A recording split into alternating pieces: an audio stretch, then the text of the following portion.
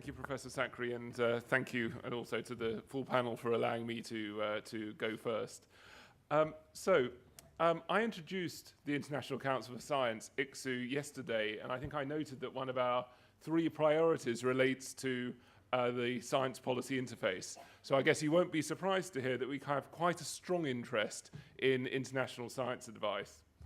The sorts of topics that we deal with, like environment, climate, disaster risk, rarely respect national borders. And so the associated policy debates need to be transnational, but they aren't all the same in character.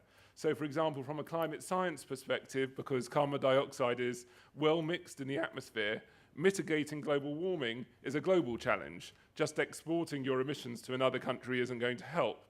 Whereas the impacts of climate change, what we'll actually experience and have to adapt to, are largely regional.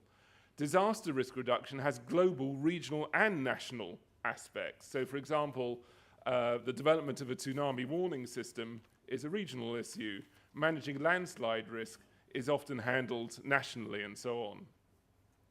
So the Council's co-sponsored research programs, like the World Climate Research Programme and the Programme on Integrated Research on Disaster Risk and on Diversitas, just to name a few, have been, I think, pretty effective in strongly contributing to the evidence base, because the research programs themselves are international and bring together excellent expertise from all over the world.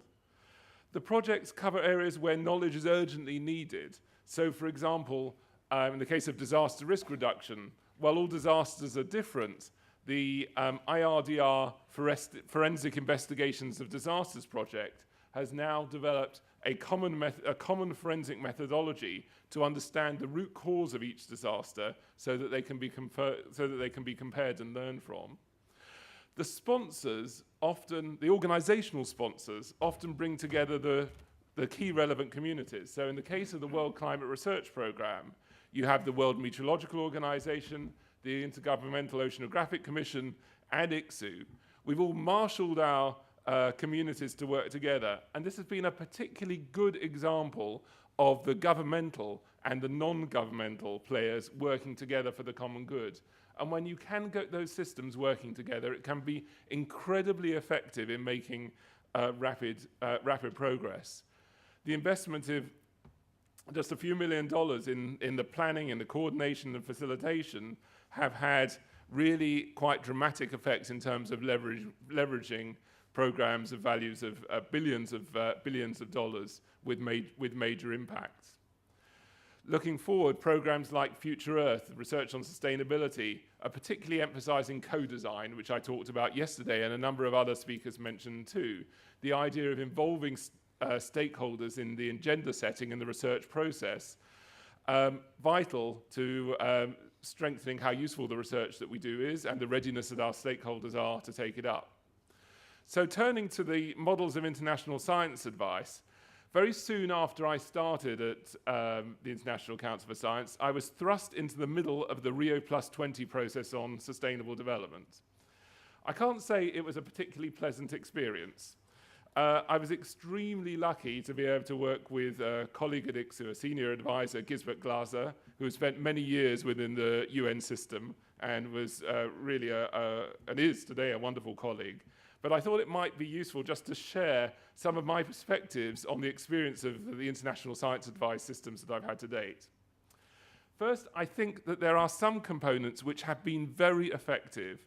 What I will call assessments, which Sir Mark referred to yesterday as meta-analyses or evidence syntheses, notably the IPCC, have to my mind been amazingly successful in harnessing the research community's efforts to assess research on climate, mobilize the research communities to work to address knowledge gaps and so on. IPBES, which Professor Zachary mentioned and is the founding chair, the Intergovernmental Panel on Biodiversity and Ecosystem Services, is up and running. And there are moves underway to do something similar for disaster risk reduction at the 2015 discussions on the follow-up to the Hyogo Framework for Action. Our council and our communities have been heavily involved in establishing all of these assessments and contributing evidence and knowledge to them. Secondly, around the major UN processes that we're involved in, for example, on sustainable development and disaster risk, there is a process by which non-governmental major groups are consulted. One of the major groups is science and technology, and ICSU is often asked to co-lead that work. This is my personal reflection, but this has been difficult, and I have some concerns about the major group process. In particular, the way that, first of all, it positions science somewhat as a lobby group, feeling that it's in competition with other major groups, for example, children and youth, and farmers, and business and industry, rather than a trusted provider of evidence and knowledge. And I think I'd echo some of the points that were made yesterday. Secondly, the resources required to play effectively are considerable. You really need experienced people based in New York or Geneva, depending on the activity, who need to be available at any time at the drop of a hat to contribute to a discussion of the process, not just around particular single events. We occasionally see national science bodies turn up to these processes, maybe not with as much experience as they would like for the multilateral systems, and sometimes there are completely unmanageable expectations. I've had to calm people down on, why can I not give a presentation to the General Assembly? This is the sort of thing that happens. And in addition, just to look at ICSU a little bit as well, I think that ICSU has not worked closely enough with its sister organisations, its peer organisations, the Inter-Academy Panel, the Inter-Academy Council, and so on. We have been too fragmented. There are positive signs of change here, I have to say. We had an excellent meeting of these groups in Trieste a few months ago, but there's definitely more to do. There are also some good opportunities with the major groups. They provide access for the science community to the multilateral processes. If we get the ideas of co-design right, it may be easier to work with the other major groups and so on. Thirdly, recognising some of the challenges I've just talked about with the major group process, and I think this has already been mentioned, ICSU argued very strongly for the creation of the UN Science Advisory Board on Sustainable Development.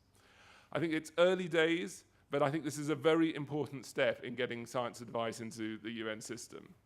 It was tough, though, to tell you the truth, to argue this through, to push it through, and the UN still pushed back on a number of things. ICSU argued quite strongly for a chair of that group to have a chief scientific advisor type role, but thus far we haven't been successful. And equally, the group is co-chaired by a UN official. So still some, we want to take control over this rather than have independent science advice. So there's more to do there, but ICSU will be and continues to offer that group its fullest support. I think another area where there's been progress from a multilateral negotiation perspective is that whilst those negotiations themselves have often got difficult in recent years, we're beginning to see more and more coalitions of the willing coming together and said, right, let's get on with something. We're seeing various governments, various business sectors, various NGOs. I'm thinking particular examples here with the financial sector, especially with the reinsurance community, coming together, taking leadership, and getting some initiatives going forward.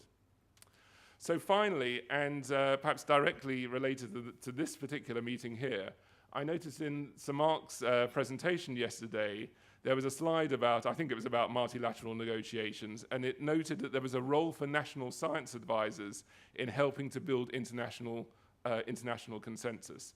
I was really very, very pleased to see this.